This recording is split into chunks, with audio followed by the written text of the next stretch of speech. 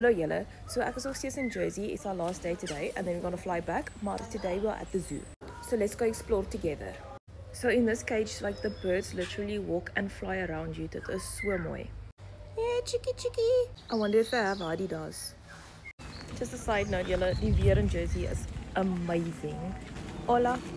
Kyk hoe cool is die julle, so hierdie is a book hut in the zoo. They got a little honesty box, so you can come grab your bookie, gooi je geldjie in die boxie and you're good to go.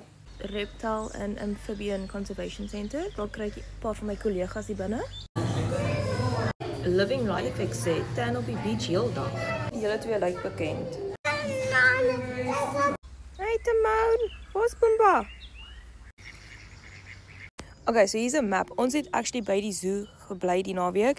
Hierdie was ons tente gewees, ons het gekamp. It was baie nice. Ek sal 'n aparte video maak oor ons verblyf. Maar ja, dan is jy soos basies in die zoo, nie heeltemal in die zoo nie, maar jy is deel van die zoo, en dan het jy soos access na die zoo heel naweek, en dan kan jy jou dingetjie kom doen. Maar ja, dit is so cool.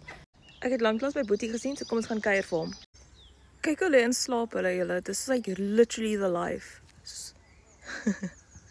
Ons twee van hulle. Een ding van hierdie zoo is, hulle het verskriklik baie voële. Now, for me, if you've seen one foal, you've seen them all, if you know what I mean. So ek het baie van dit geskiep. Ja, you can book yourself in for a full spa day. Soos jy kan sien, hulle doen facials hierso. Môre dames. Anyways, julle, that concludes my zoo visit. Soos ek gesê het, there's a lot of the same things, it's just a different flavor. So, ja, maar het was baie nice om al die diertjies te sien en alles. So ja, ek gaan nou vir my 'n koffietjie gaan kry en in die son gaan chill. Dis al vir nou, okay, bye.